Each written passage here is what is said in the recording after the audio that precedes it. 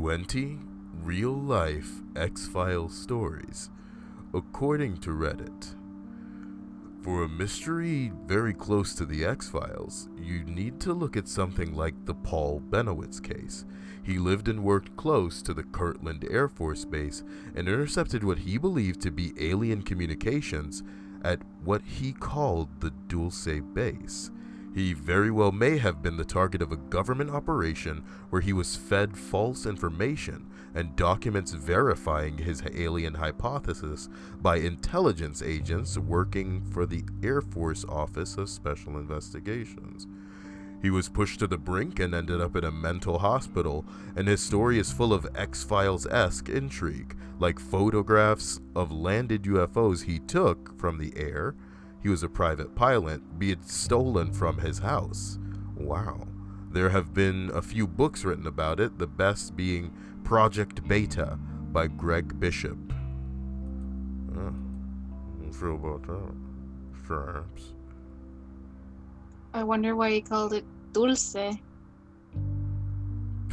Why I called it Dulce? No, why it's called Dulce Base. I think that's probably where it is. No, but it says he called it, so maybe that wasn't the proper name. Who knows? That's the only takeaway for me. The next one here is called Dancing Mania. I think I saw Oh, I remember this. Yeah, I've seen like a documentary on this. And I like to think it may have been just like wildly exaggerated based on accounts at the time. But for the sake of the viewer, Dancing Mania, also known as the Dancing Plague, Choromania, or St. John's Dance, was a social phenomenon that occurred primarily in mainland Europe between the 14th and 17th century. It involved groups of people dancing erratically, sometimes thousands at a time. The mania affected men, women, children, who danced until they collapsed from exhaustion. One of the first major outbreaks was in Aachen, in the Holy Roman Empire, 1374, and quickly spread throughout Europe. But that's literally all it is. It's just a whole bunch of people getting crazy as hell and dancing to the point where it's like they can't stop themselves. Pretty ridiculous. The next one says it's the Hess-Dalen Lights. Numerous sightings of lights, but no explanation yet, as far as I know. They have an observatory in the valley that's been observing the lights for a while, and they've gotten decent images, radar scans, and spectra of the lights. One of the few places where studies have been scientific. I don't know anything about these damn lights. Project Hesdalen. Hesdalen is a small valley in the central part of Norway. At the end of 1981 through 1984, residents of the valley became concerned and alarmed about strange, unexplained lights that appear at many locations throughout the valley. Hundreds of lights were observed. At the peak of the activity, there are about 20 reports a week. It was established in 1983. A field investigation was carried out between January and February. 53 light observations were made during the field investigations. You may read the details in the technical report. You got me fucked up. That's just not going to happen. Let's go to the Tared mystery. A man shows up at an airport in Tokyo, and his passport says he's from a country called Tau Red. When asked to point to the Tau Red on the map, he points to Andorra, but is confused because he had never heard of Andorra before. The company that he claims to work for has no idea who he is, even though he had copious amounts of documentation to prove it. He was held in a hotel room guarded by 2 policemen, and while the police investigated the case, he disappeared from his room, even though there was several stories up with no balcony. From another post a couple of years ago, credits to the OP. I'm not sure if anyone will see this since the post is a couple of weeks old, but I wanted to share some information I found on this. I requested the book The Directory of Possibilities by Colin Wilson and John Grant via interlibrary loan so that I could see what information, if any, was in the book. The Directory of Possibilities is basically an encyclopedia of strange paranormal weird events. Surprisingly, the man from Tau Red gets only one sentence in the book on page 86. It's part 3, Strange Creatures and Unusual Events, under Appearing People. And in 1954, a passport check is alleged to have produced a man with papers issued by the Nation of Tau Red. Here is a photo of the paragraph.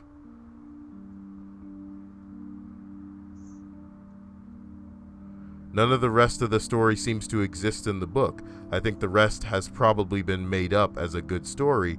However, I did notice that one of the contributors, Paul Begg, has another book listed in the further reading section called Out of Thin Air, People Who Appear from Nowhere. It's listed as forthcoming. You know, this was a mouthful. And where has it gotten us, Stripes? Where has it gotten us? The next one says, the biggest mystery is how long it will take for a BuzzFeed-esque clickbait peddler to take the top responses and compile them into a list you won't believe. So should I add you won't believe to the end of the title of the video? Jeez, man. I guess that's your job now. Hey, no. I'm just giving you how it is, baby. Just giving it to the people. Israel UFO in 1996. This was a giant UFO that took on the shape no one has ever seen before or since. It's quite unsettling. This isn't a video, is it? I hope not. Yep. Wow. Why do you hope not? You don't like the video, we? I don't want clips in your video. Just so I eat. Do what? Don't want clips in this video. But it's not my video, so what am I complaining about? Why are clips bad? Man, this is as you would expect. It looks like a cardboard box. Footage. But you know, I guess what do we expect in the 90s? We all didn't have our camera phones yet. Turkey UFO says, you know the meme about how all UFO sightings are captured with the worst quality camera? Well, here's one that wasn't. It appears low quality because it's telephoto camera. But it's not low quality? Turkey UFO clearly shows aliens. Okay. In 2007, it faded away. Damn. 2008. And here's like a dude talking about it, but you can see like some kind of windows in there or something. Son of a bitch. Son of a bitch. Project Marauder. In the early 90s, the US developed plasma railguns that could shoot balls of lightning that exploded with extreme intensity. There has been no known updates to this project, even though it was a known success. So, what's going on with the plasma railguns? What's going on?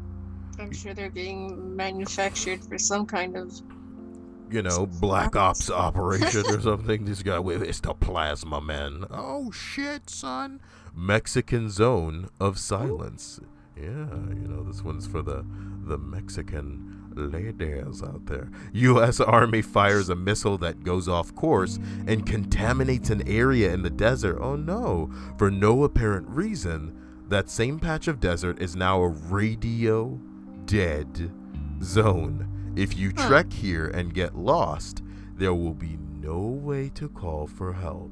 Bonus, UFOs. Man, ain't nobody reading this. But you guys will have the link to this fucking page if you want to get zizzy. Clinton Road. Bernie's gonna love this one. Satanic rituals, ghost cars, red-eye cryptids, phantoms, and more. It's the world's most haunted road. Wow. That's scary. That much like lore is tied to one road. But hey, satanic rituals aren't just for people into Satan. It's for, you know, people in cults and secret organizations. Lake Michigan Triangle. 3 of 3 triangles of high strangeness in the New England and Great Lakes area. It's basically the Bermuda Triangle of the North, except even stranger. I'd love to know about this. We'll read on, I guess. Or would that take up too much time? I mean, this video is already going to lose, like, whoever's intending to watch it and, get out of here. Like, come on, hurry up, get out of here. Like, looking at their watch. I don't know. Stretching from Ludington to Benton Harbor, I don't care about where it is or what's going on. Know before you go. These cities are the points of a triangle. Is that it? Is this the only thing?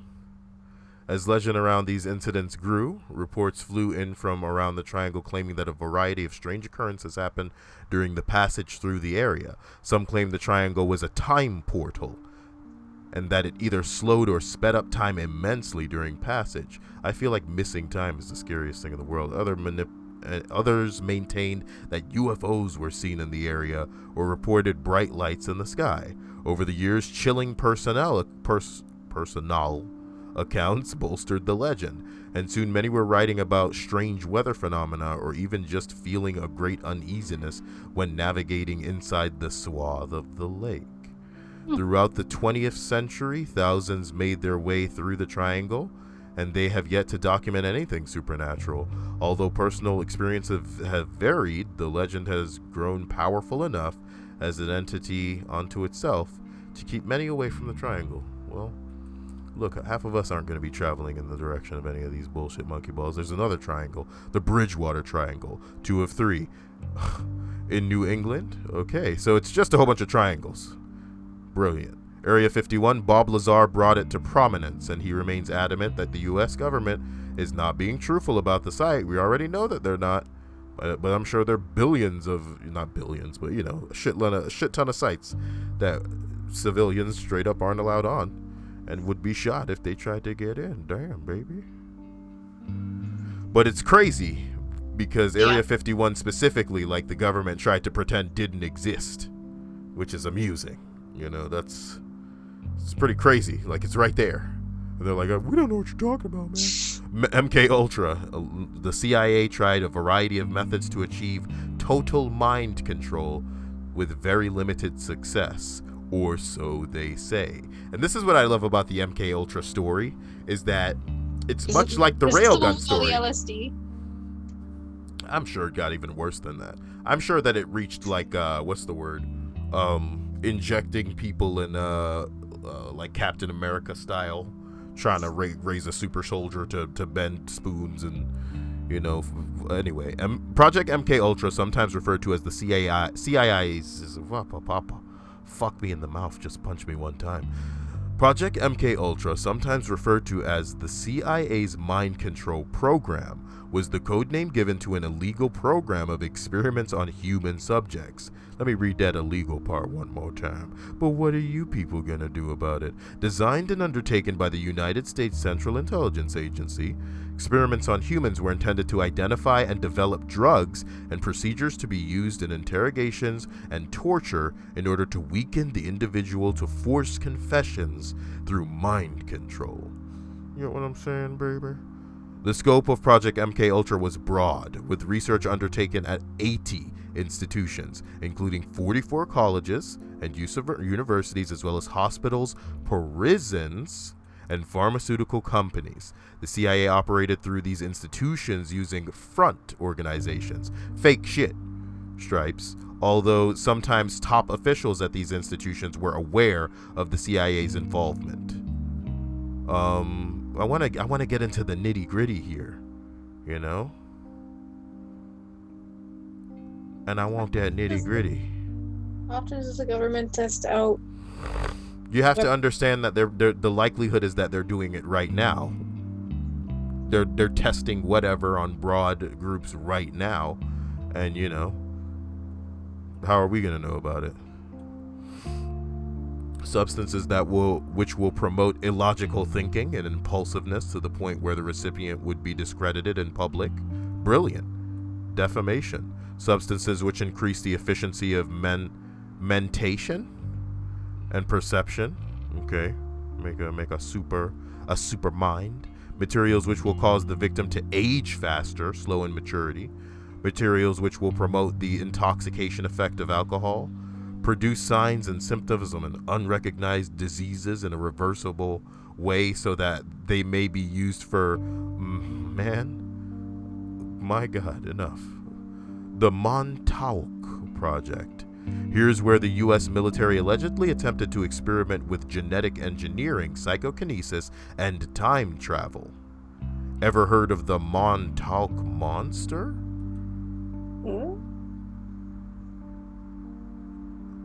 Was an animal carcass thought to be a raccoon that washed ashore on a beach near the business district of Montauk, New York. The identity of the creature and the veracity of stories surrounding it has been the subject of controversy and speculation. Well, who knows, man? Who knows what the hell these tests are yielding? My God. We should just get out of this one. Aurora SR91. This is believed to be a triangular hypersonic aircraft responsible for bizarre contrails and mysterious sonic booms. Apparently, the project was scrapped in the 90s and replaced by the SR-72, suspiciously similar aircraft. Okay. Chimeo. Very little is known about this outside of that it's apparently an artificial intelligence that resides in the deep web, responsible for internet black holes. I've also heard some rumors about Asimo-esque robots and unidentified drones seen haunting forests and countrysides, and that they may be part of the Chimeo system. Man, I don't think, let's be real, let's just explore one thing right now. I would rather run into a demonic, freaky, I don't know what this is, type entity or, spirit out in the fucking forest than a goddamn robot. I am not joking. Really? Are you joking, dude? This is never a phrase that I've ever heard in my life, okay? But a robot haunting somewhere. What? Forests and countrysides? Nah, man. I would run like I was in the Blair Witch. I would fucking run. Would really that make much of a difference as opposed to something supernatural and it's just man-made? But I like to think that robots were built with purpose, right? That's one type of robot where they were built to do a thing and they're going to keep doing that thing until they are stopped, which makes them scary. They have a purpose to serve. And I like to think that some robots, other robots, are under the control of somebody. You know what I mean? And neither of those scenarios sound good to me, Maybe I'm just freaking myself out. It's not the end of the world. In networking, black holes refer to places in a network where incoming or outgoing traffic is silently discarded or dropped without informing the source that the data did not reach its intended recipient. You know what I'm talking about? Shortwave radio number stations. Number stations are cool because they're kind of like what spies would use to get monkey ball attention. No one knows who's behind these. The freakiest part, in 2014, right before the Ukrainian war began, the Russian UVB-76 buzzer changed tone. Holy shit. And these things have been going on forever, though. Oh, please don't go off of this page.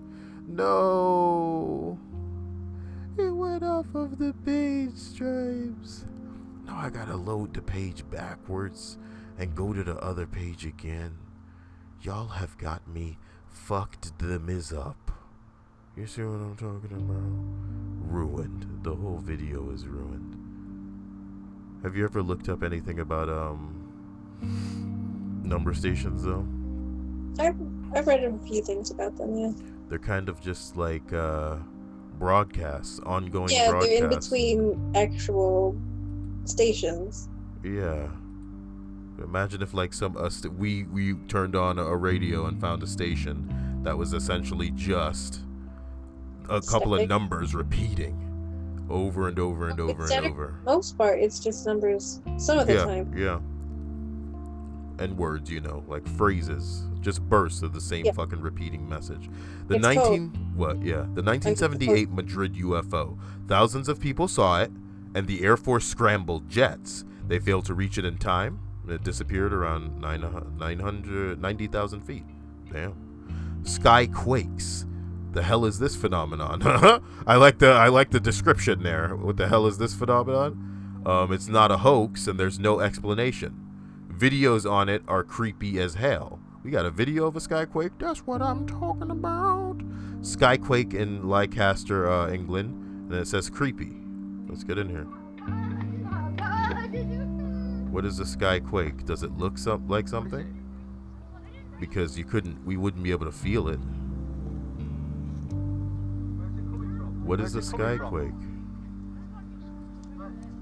Where?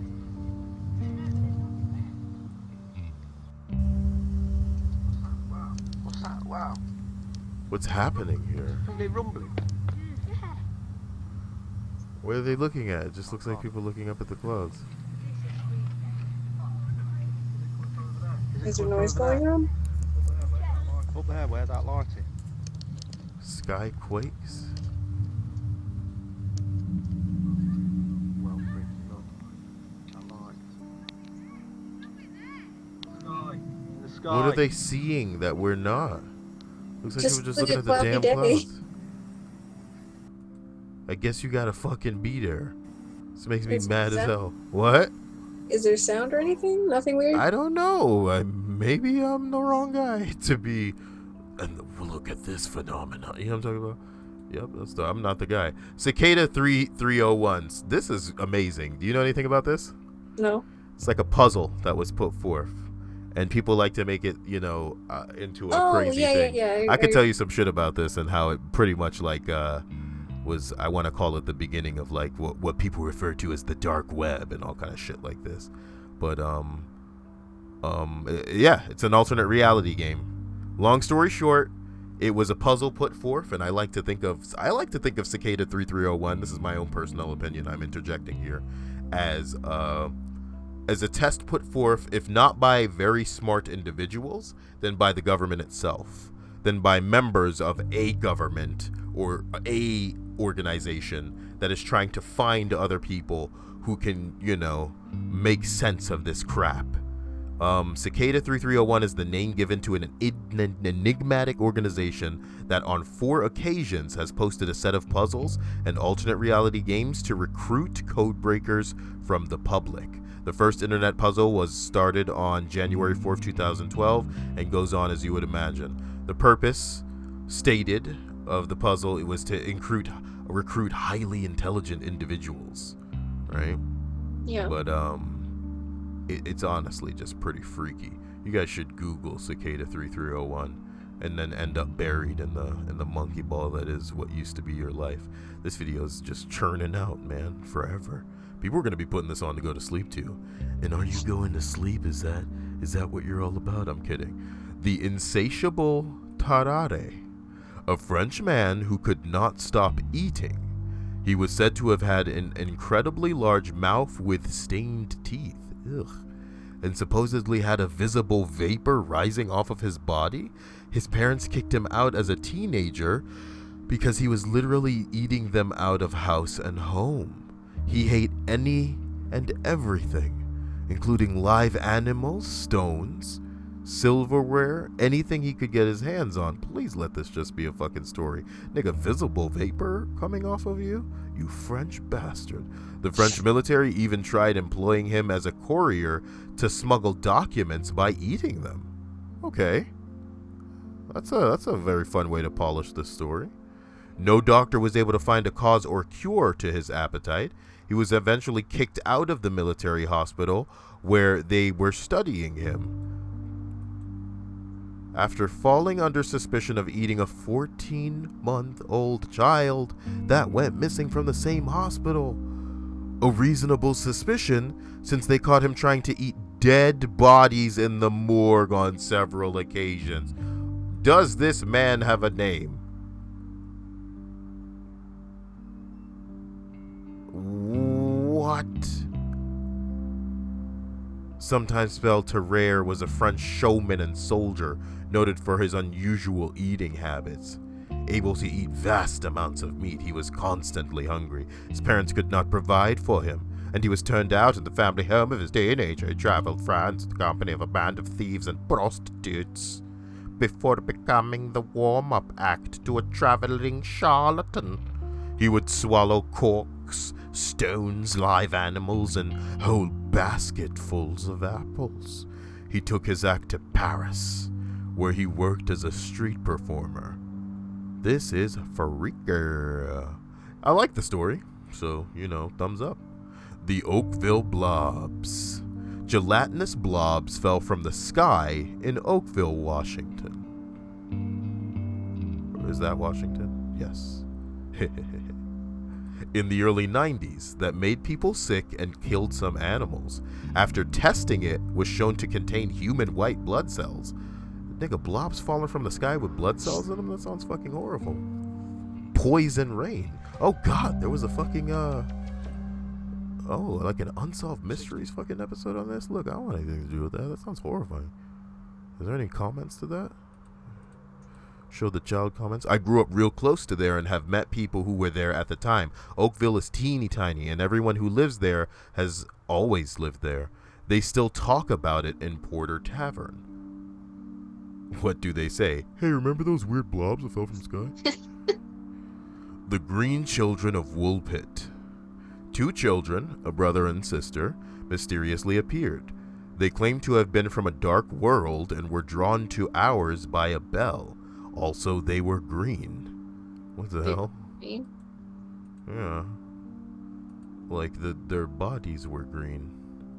The legend of the Green Children of Woolpit concerns 2 children of unusual skin color who reportedly appeared in the village of Woolpit in Suffolk, England.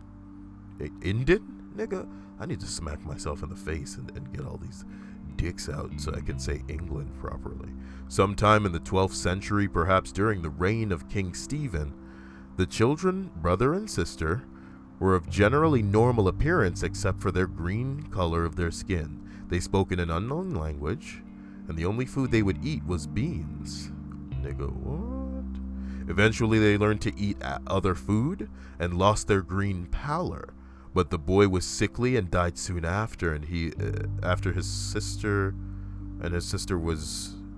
were baptized? After he and his sister were baptized. The girl adjusted to her new life, but she was considered to be rather loose and wanton in her conduct.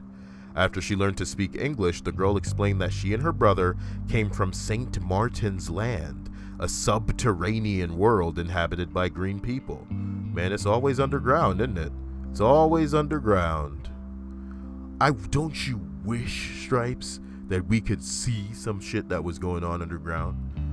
Because I bet you there's some fucking species down there that would blow the minds. Just like if we could go deep enough into the ocean, I'm sure we could find some scary shit as well. Maybe people that are just hanging out down there because they know we wouldn't be looking. The death of Gloria Ramirez. Summary. A woman was brought into the ER suffering from late-stage cervical cancer. Her body had an oily sheen to it. Her breath smelled like fruity garlic. Wait, is this the woman that exploded on people? Exploded. Her blood sample smelled like ammonia and had floating particles in it. Most of the people who worked on her got sick themselves. So let's click Gloria Ramirez. Gloria Ramirez was a Riverside, California woman dubbed the Toxic Lady by the media when several Riverside General Hospital workers became ill after exposure to her body and blood. Her case was the basis for a scene in one episode of the American TV series The X-Files, an episode of the American TV drama Grey's Anatomy, a segment on the show's Discovery Communications channel, Investigation Discovery, called The New Detectives, a third season episode of Weird or What, the Stink Bomb segment on the animated film The Memories, and an episode of Law and Order. Emergency room visit at about 8:15 p.m. on the evening of February 19, 1994. Ramirez, suffering from the effects of advanced cervical cancer, was brought into the emergency room of the Riverside General Hospital by paramedics. She was extremely confused and was suffering from tachycardia and Shine-Stokes respiration. The medical staff injected her with diazepam, midazolam, and iorazepam to sedate her. When it became clear that Ramirez was responding poorly to treatment, the staff tried to defibrillate her heart. At this point, several people saw an oily sheen covering Ramirez's body and noticed a fruity garlic odor that they thought was coming from her mouth. A registered nurse named Susan Kane attempted to draw blood from Ramirez's arm and noticed an ammonia-like smell coming from the tube. She passed the syringe to Julie, a medical student who noticed manila-covered particles floating in the blood. At this point, Kane fainted and was removed from the room. Shortly thereafter, Gorchinsky began to feel nauseated, complaining that she was lightheaded. She left the trauma room, and my God, look, man, this is creepy as fuck. What's wrong? What happened to this woman? What the hell happened to this woman? Theories. I assume she died. No. I mean, like, what the fuck was wrong with her? I don't, obviously. One of the letters proposed the production of toxin gas due to urine mixing with bleach in a nearby sink. Nigga, y'all got me fucked up. Let's get back to the original post. This is nuts. The Gleeko Monkey incident, also known as the monster with 21 faces. This is a fucking, I don't have time for any of this.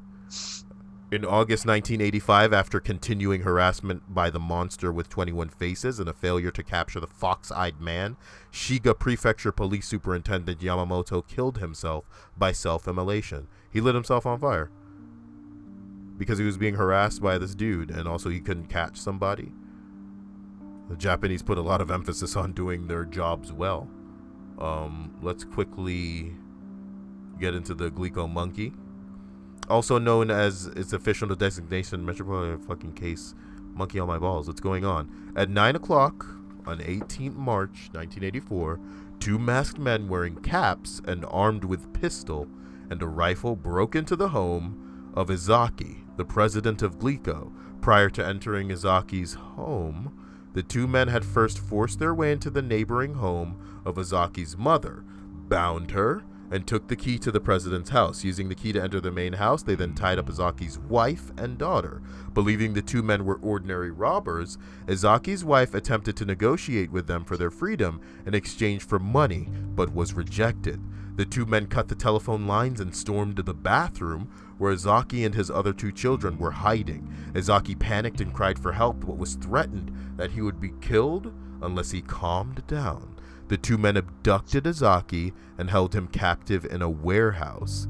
The next morning, they called the director of the company in Takatsuki City and issued a ransom demand for 1 billion yen, 4.2 million at the time, and 100 kilograms in gold bullion. Nigga, what? 3 days later, on the 21st of March, Izaki managed to escape from the warehouse. But what does this have to do with the monster with 21 faces? The Gleeko blackmailing. The extortion attempts against Gleeko did not end with the escape. On April 10th, vehicles in the parking lot of the Izaki Gleeko headquarters trial production building were set on fire. On April 16th, a plastic bag containing hydrochloric acid and a threatening letter to Gleeko were found in Ibaraki. On May 10th, Gleeko began to receive letters from a person or group calling itself the Monster with 21 Faces, named after the villain of Itogawa Rampo's detective novels. They gave himself a name from a novel series? That's terrifying. The monster claimed to have laced Gleeko's candies with potassium cyanide soda. When Gleeko pulled products off the shelves at great expense, like shit that he was selling, they poisoned his products. They tampered with them. Meanwhile, the monster with 21 faces sent letters to the media taunting police on their efforts to capture the culprits. Behind the scene, an excerpt from one such letter written in hiragana with the Osaka dialect reads, "Dear dumb police officers, don't tell a lie. All crimes begin with a lie, as we say in Japan. Don't you know that?" The written challenge was also sent to the Koshin police station. "Why don't you keep it to yourself? You seem to be at a loss, so why not let us help you? We'll give you a clue. We entered the factory by the front gate. The typewriter we used is Panwriter. The plastic container used was a piece of street garbage. Monster with 21 faces." So they dissing the police. They dissing the police. And then the guy lit himself on fire, the fucking police Detective. chief. That's not the Wiggum way. As we say, that's not the Wiggum way. The Ilian Moore Lighthouse. Too long didn't read, people disappeared. Nice. That's a nice TLDR. But let's get into it. Bear with me. Here. Stripes. Moore Lighthouse Mystery. On the 26th of December 1900, a small ship was making its way to the Flannan Islands in the remote outer Hebrides. The Outer Hebrides, of course. Haven't seen that word in a while. Its destination was the lighthouse of Moore, a remote island which, apart from the lighthouse keepers, was completely uninhabited. Although uninhabited, the island was always sparked interest. It was named St. Flannan, a 6th century... It is named after St. Flannan, a 6th century Irish bishop who later became a saint. He built a chapel on the island, and for centuries shepherds used to bring over sheep to the island to graze, but would never stay the night, fearful of spirits believed to haunt that remote spot. Captain James Harvey was in charge of the ship, which was also carrying Joseph Moore, a replacement lighthouse keeper. As the ship reached the landing platform, Captain Harvey was surprised not to see anyone waiting for their arrival. He blew his horn and sent up a warning flare to attract attention. There was no response. Joseph Moore then rowed ashore and ascended up to the steep step of the stairs that leaded up to the lighthouse. According to reports from Moore himself, the replacement lighthouse keeper suffered an overwhelming sense of foreboding on his long walk up to the top of the cliff. Once at the lighthouse, Moore noticed something was immediately wrong. The door to the lighthouse was unlocked, and in the entrance hall, 2 of the 3 oil-skinned coats were missing. Moore continued on to the kitchen area, where he found half-eaten food and an overturned chair, almost as if someone had jumped from their seat in a hurry. To add to this peculiar scene, the kitchen clock had also stopped. Moore continued to search the rest of the lighthouse, but found no sign of the lighthouse keepers. He ran back to the ship to inform Captain Harvey, who subsequently ordered a search of the island for the missing men. No one was found. Harvey quickly sent back a telegram to the mainland, which in turn was forwarded to the Northern Lighthouse Board headquarters in Edinburgh. The telegram read, "A dreadful accident has happened at Flannan's. The 3 keepers, Ducat, Marshall, and the occasional, have disappeared from the island. On our arrival there this afternoon, no sign of life was to be seen on the island. Fired a rocket, but as no response was made, managed to land. Moore, who went up to the station but found no keepers there. The clocks were stopped, and other signs indicated the accident must have happened about a week ago. Poor fellers there must be blown over the cliffs, drowned, trying to secure a crane or something like that. Night coming on, we could not wait to make something as to their fate.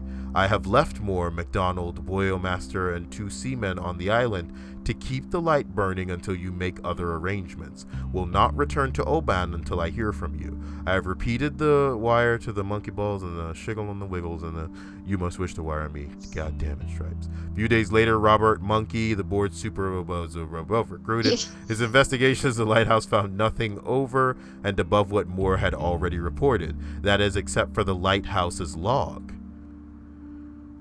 Muirhead immediately noticed that the last few days of the entries were unusual. On the 12th of December, Thomas Marshall, the second assistant, wrote of severe winds, the likes of which I had never seen before in 20 years. He also noticed that James Ducat, the principal keeper, had been very quiet, and that the third assistant, William MacArthur, had been crying. What is strange about the final remark was that William MacArthur was a seasonal mariner and was known on the Scottish mainland as a tough brawler. Why would he be crying about a storm? Log entries on the 13th of December stated the storm was still raging, and all 3 men had been praying. But why would 3 experienced lighthouse keepers safely situated on a brand new lighthouse that was 150 feet above the sea level be praying for the storm to stop? They should have been perfectly safe. Even more peculiar was that there were no reported storms in the area on the 12th or the 13th or the 14th. In fact, the weather was calm, and the storms that were to batter the island didn't hit until December 17th. The final log entry was made on the 15th of December, and it simply read, "Storm ended, sea calm, God is over all." What was meant by God is over all? I'm not sure. Like he's watching? Or he's not there at all? I can't interpret that. After reading the logs, Muirhead's attention turned to the remaining oilskin coat and had been left in the entrance. That had been left in the entrance all. Why in the bitter cold weather had one of the lighthouse keepers ventured out without his coat? Furthermore, why had all 3 lighthouse staff left their post at the same time when the rules and regulations strictly forbidded it? Further clues were found down by the landing platform. Here, Muirhead noticed ropes strewn all over the docks, ropes which were usually held in a browned crate 70 feet above the platform on a supply crate. Perhaps the crate had been dislodged and knocked down by the lighthouse keepers, you know what I mean? Who fuck knows? But this explanation left some people in the northern pickles on the driggle wiggles. Like, it looks like there's no real answer to what the hell happened here. No, Just a I whole bunch wanted to say, midway through, I thought this was going to be a great one-take read. But then you just stopped caring, and that's fine. I stopped caring too. It's not that I stopped caring. It's just like, god damn, we didn't get any kind of resolution at all down here. Over the following decade, subsequent lighthouse keepers at Ilion Moor have reported strange voices in the wind, calling out names of the 3 dead men. These guys, they died. What you gonna do about it? Storm's outside, but not really. Like, it's just like, what kind of story is this? What kind of story is this? A real one, maybe, and that's why it's unsatisfying, is the bottom line. Studying Cold War submarine history is always full of mysteries, like, what did the USS Parsh do that made it the most decorated submarine in history of the Navy? Seriously, 9 presidential unit citations? Also, what did the USS Narwhal do, and why was it constructed so differently from other subs? Well, that's a good question. You know, these are the types of things that we'll never know. Because, you know, some shit is need to know. You know what I'm talking about, baby? Yeah. What's this? The Dyatlov Pass incident. 9 Soviet students disappeared while hiking in the Ural Mountains. That, in itself, isn't particularly weird, apart from extremely unusual findings when the camp and the bodies were finally located. Some of the bodies had signs of extreme trauma, or were mutilated in ways that couldn't be explained by normal hazards associated with the terrain. Most of the students had died of hypothermia despite being experienced in winter hiking, and so presumably knowing better than to leave the tent. There's a bunch of conspiracy theories about what caused them to rip the tent open from the inside. There didn't appear to have been an avalanche. Flee in various states of undress, naked, stripes, and what could have caused the injuries. They range from the Soviet military using the area as a testing ground for weapons to the hikers having stumbled upon a Yeti. The official investigation found that the hikers had been killed by an unknown compelling force. I'm not going to go ahead and go crazy on their page, but I actually know some shit about this Dyatlov Pass incident, and the long story short is, these people were experienced enough to where they shouldn't have just fucked up and died out there. The ways in which they died were very unusual as far as, like it said, they ripped the tent open from the inside and fled, right? Some of their bodies were found to be glowing, which lends, a little bit of gravity to the whole Soviet military testing some kind of, like, perhaps nuclear weapons out there. One of them didn't have a tongue, you know what I mean? Because of this is what they're talking about, like some kind of unexplained injuries and shit like this. And apparently there was a note that said something about snowmen. Actually, I'd like to load up the page and find that, because that's where the Yeti thing comes from. That shit would be out of nowhere otherwise. So snowmen, Yeti. Sensationalist hypothesis include a hostile encounter with a Yeti or an unknown creature, because some of the people had been crushed with no outside no blunt force trauma, I would say, as if they had met into an embrace that crushed them. It was pretty ridiculous. What were you trying to say? No, we're fine. We made it to the top one. We did it. This account of a force field spontaneously appearing in a 3-meter facility. I hope that means 3 meter, probably 3M. Forget that I said meter. Supposedly generated by static electricity from the films they were working with, but at a strong at a strength that would require insane levels of potential difference concentrated to one area for no discernible reason. So people are claiming that there was a force field, an invisible electrostatic wall. Like a dome. Who knows what the hell is going on? If it was visible, that's fucking creepy. But again, you know, all we can do is thank God that the majority of the things that are crazy that pop the hell off don't have video evidence.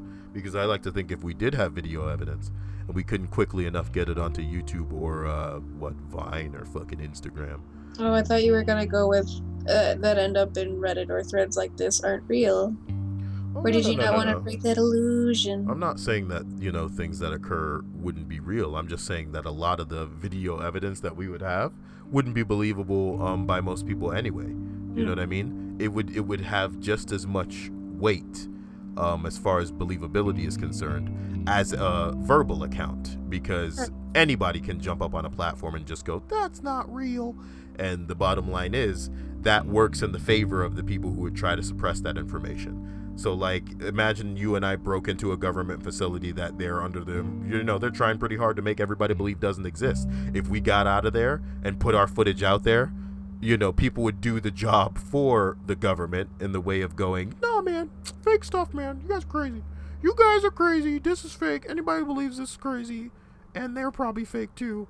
But look, like I said, main takeaway here, I run into a fucking robot in the woods, I'm going to run. And if anybody watching this video runs into a robot in the run, oh my God, they do not have your best interest at heart. Get out of there. This video must have been like an hour long. So, my God, they better be so thankful.